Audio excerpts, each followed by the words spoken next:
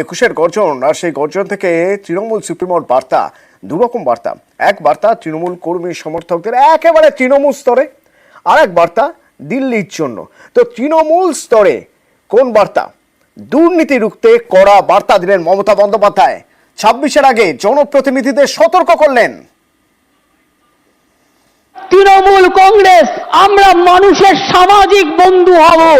আমি বিবেকবান চাই, বিত্তবান চাই না। পয়সা আসে চলে যায়, সেবার কোনো বিকল্প নাই। আমি অল মিউনিসিপ্যালিটি, পঞ্চায়েত, এমএলএ, এমপিদের সকলকে বলবো, এখন থেকে কোনো অভিযোগ যেন কারো বিরুদ্ধে দল না পায়। যদি কোনো অভিযোগ কারো বিরুদ্ধে পায়, আমরা কিন্তু উপযুক্ত অ্যাকশন নেব। যা আছে ঘরে সেটা খেয়ে বেঁচে থাকুন, আমার লোভ করবার দরকার নই। আমরা লোভী হতে চাই না। যতদিন আপনারা এই কাজটা করে দিতে পারবেন, ততদিন মনে রাখবেন আপনাদের কেউ সরাতে পারবে না, আপনাদের কেউ হাঁটাতে পারবে না। অন্যায় করলে আপনারা দেখেছেন আমি তৃণমূল কংগ্রেসকেও ছাড়ি না, তৃণমূল কংগ্রেসকেও গ্রেপ্তার করি। মা বোনেদের সম্মান দেবেন। সংখ্যালঘু, schedule caste, schedule tribe, OBC সবাইকে সাথে নিয়ে একসাথে বাঁচতে হবে। আমার সহকর্মী সোমরাজ আমার সঙ্গে রয়েছেন। সোমরাজ, খুব ইন্টারেস্টিং একটা জায়গা, আত্মতুষ্টির কোনো জায়গা যেন না থাকে, এটা স্পষ্ট করে দেওয়া হলো। দ্বিতীয়ত স্পষ্ট করে দেওয়া হলো প্রত্যেকটি নেতা কর্মী প্রত্যেকেই স্ক্যানারে রয়েছেন, কোনো রকমভাবেই কোনো ভুলচুক যেন না করেন। 26-এর জন্য একটা রোডম্যাপ তৈরি হলো।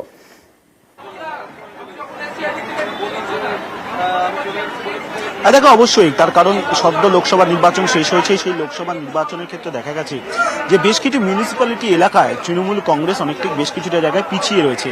আর সেদিক থেকেই মিউনিসিপ্যালিটি চেয়ারম্যান, ভাইস চেয়ারম্যানদের এর আগেই সতর্ক করেছিলেন মমতা বন্দ্যোপাধ্যায়। কিন্তু আজকে শুধুমাত্র মিউনিসিপ্যালিটি চেয়ারম্যান বা ভাইস চেয়ারম্যান নয়, আজকে সব স্তরের কর্মীদেরই কার্যত সতর্ক করে দিলেন এই কারণে যে সাধারণ মানুষের কাছে যাতে তৃণমূলের কর্মীরা যায়, নেতারা যায়, তাদের কোথায় খামতি রয়েছে সেই খামতি যেন তারা জানে এবং তার জন্য প্রয়োজনীয় পরিষেবা দেয়। পরিষেবাটাই যে শেষ কথা কর্মীদের কাছে, নেতাদের কাছে, সেটা মমতা বন্দ্যোপাধ্যায় আরও একবার স্পষ্ট করে দিলেন। আর সেই কারণেই মমতা বন্দ্যোপাধ্যায় এটাও বুঝিয়ে দিলেন যে এবার কোনো অভিযোগ এলে তার প্রেক্ষিতে চূড়ান্ত পদক্ষেপ নেওয়া হবে। সেই পদক্ষেপ প্রশাসনিক ক্ষেত্রে বেশ কিছু জায়গায় মমতা বন্দ্যোপাধ্যায় ইতিমধ্যেই নিয়েছে, তুমি সেটা দেখেছো। এবার সাংগঠনিক দিক থেকেও মমতা বন্দ্যোপাধ্যায় যে পদক্ষেপ করবে, শাস্তিমূলক পদক্ষেপ করবে, সে বার্তাও এদিন 21শে জুলাইয়ের মঞ্চ থেকে স্পষ্ট করে দিলেন। আগে যা অভিযোগ হয়েছে, কিন্তু এবারেও যদি কোনো অভিযোগ এসে থাকে, আর এটাও বলা হয়েছে যাতে কর্মীদেরও অভিযোগ জানানোর জায়গা করে দিতে হবে। অর্থাৎ কর্মীরা যার বিরুদ্ধে অভিযোগ জানাবেন, সেই অভিযোগ যদি সত্যি হয় তাহলে কিন্তু তার বিরুদ্ধে পদক্ষেপ নেওয়া হবে। পাশাপাশি মমতা বন্দ্যোপাধ্যায় এটাও বুঝিয়ে দিয়েছেন যে যেখানে যেখানে তৃণমূল কংগ্রেস এই লোকসভা নির্বাচনে হেরেছে সেখানকার মানুষদের কাছে যেতে হবে, কোথায় খামতিটা জানতে হবে। অর্থাৎ জনসংযোগে আরও জোর দেওয়ার কথা বললেন, যা নিয়ে কিন্তু মমতা বন্দ্যোপাধ্যায় এর আগেও ক্ষোভ প্রকাশ করেছিলেন। সম্প্রতি একটি বৈঠকে মমতা বন্দ্যোপাধ্যায়কে ক্ষোভ প্রকাশ করতে দেখা গেছিল যে কেন পরিষেবা পৌঁছাচ্ছে না সাধারণ মানুষের কাছে পর্যন্ত। আর সেই জায়গাতেই মমতা বন্দ্যোপাধ্যায় আরও একবার মনে করিয়ে দিলেন যে কোথাও যদি কোনো খামতি থাকে সাধারণ মানুষের কাছে পরিষেবা পেতে, তা অবিলম্বে পূরণ করে দিতে হবে। অর্থাৎ আজকে দলীয় কর্মীদের, নেতাদের একদিকে যেমন শৃঙ্খলার বার্তা দিলেন, তেমনি শুদ্ধিকরণের বার্তাও দিয়ে রাখলেন মমতা বন্দ্যোপাধ্যায় এই 21শে জুলাইয়ের মঞ্চ থেকে।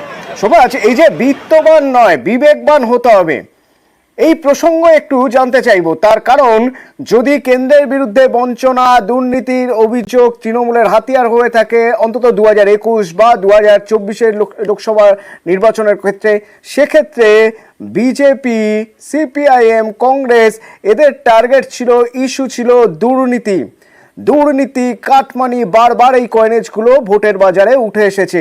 তো সেখান থেকে স্বচ্ছ একটা জায়গা তৈরি করার জন্যই কি এই বিত্তবান নয় বিবেকবান হতে হবে এই বার্তা?